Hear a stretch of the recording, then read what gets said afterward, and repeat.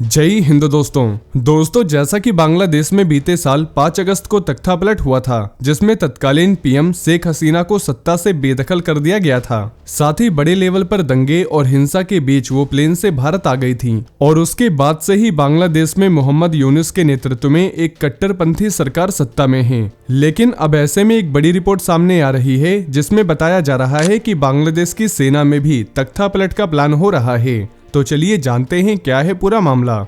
तो दोस्तों, रिपोर्ट्स के मुताबिक कट्टरपंथी लोग अब सेना पर भी अपनी पकड़ मजबूत करने की फिराक में हैं और आईएसआई के कहने पर अब वहां भी तख्तापलट का प्लान है। लेफ्टिनेंट जनरल मोहम्मद फैज उर रहमान की लीडरशिप में ऐसा हो सकता है। बांग्लादेश की सेना में वो फिलहाल क्वार्टर मास्टर जनरल हैं और कट्टर इस्लामिक विचारधारा वाले माने जाते हैं। अब तक जानकारी मिली है कि मौजूदा आर्मी चीफ जनरल वकार उज जमा के खिलाफ वह तख्तापलट कर सकते हैं। वैसे पिछले हफ्ते जब आईएसआई के चीफ ढाका आए तो उनसे मिलने वाले डेलीगेशन का नेतृत्व फैज उर रहमान ने ही किया था। कहा तो यहाँ तक जा रहा है कि आईएसआई के सह पर बांग्लादेश की सेना को ही नए तेवर में ढालने के प्रयास हो रहे हैं। खास तौर पर बांग्लादेश की सेना से भारत की छाप को हटाने का प्रयास है। इकोनॉमिक टाइम्स की रिपोर्ट के मुताबिक फैज उर रहमान की कोशिश है कि सेना के अंदर ही इतना समर्थन जुटा लिया जाए कि वकार को हटना पड़े और इसके लिए बांग्लादेश की इंटेलिजेंस एजेंसी डीजीएफआई को भी साथ लेने की कोशिश हो रही है। वहीं वकार उज जमा को मॉडरेट विचारधारा वाला मिलिट्री लीडर माना जाता है और वो भारत के समर्थकों में से एक रहे हैं और सीमा पर भारत के साथ शांति और सहयोग बनाए रखने में उनकी इम्पोर्टेंट भूमिका रही है।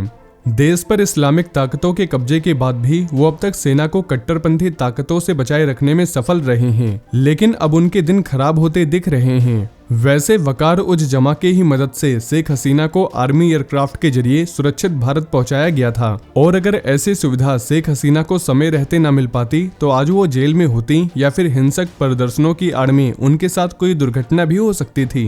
वहीं दोस्तों, जानकारी ये भी मिली है कि पाकिस्तानी एजेंसी आईएसआई के कुछ अधिकारी जब ढाका पहुंचे तो वे भारत से लगती सीमाओं को भी देखने पहुंचे।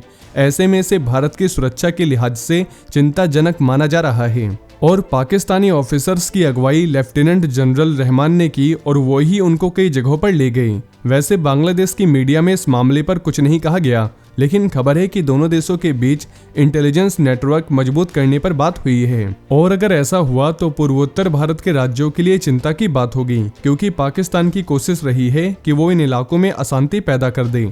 ऐसे में उम्मीद है कि बांग्लादेश की सेना में तख्तापलट हो सकता है। वहीं बांग्लादेश में इस तरह की उथल पुथल का पुराना इतिहास रहा है। बांग्लादेश में सेना सत्ता में हस्तक्षेप करती रही है, लेकिन सेना में हलचल ने राजनीतिक लेवल पर भी चिंता बढ़ाई है। सेना में बगावत से देश में अस्थिरता और ज्यादा बढ़ सकती है। साथ ही इसका भारत और बांग्लादेश के रिश्तों पर भी असर पड़ सकता है। वैसे बांग्लादेश की स्थिति पर कोई आधिकारिक जानकारी अभी नहीं मिल सकी है। ऐसे में सवाल है कि अगर रहमान वाकई तख्तापलट की योजना बना रहे हैं तो आर्मी चीफ वकार उज जमा इस स्थिति को कैसे संभालेंगे। बांग्लादेश में एक और मिलिट्री तख्तापलट देश को एक नाजुक दौर में धकेल सकता है। ऐसे में भारत समेत कई पड़ोसी देशों की नजर बांग्लादेश पर टिकी हुई है। तो दोस्तों, आपकी इसके बारे में क्या राय है, नीचे कमेंट बॉक्स में बताना न भूलें। साथ ही डिफेंस से जुड़ी ऐसी ही और भी जानकारी जानने के लिए हमारे साथ ऐसे ही जुड़े रहें और ये इन्फॉर्मेशन अगर आपके लिए यूजफुल रही हो तो वीडियो को ज़्यादा से ज़्यादा शेयर करें और चैनल को सब्सक्राइब करना न भूलें। जय हिंद, जय भारत।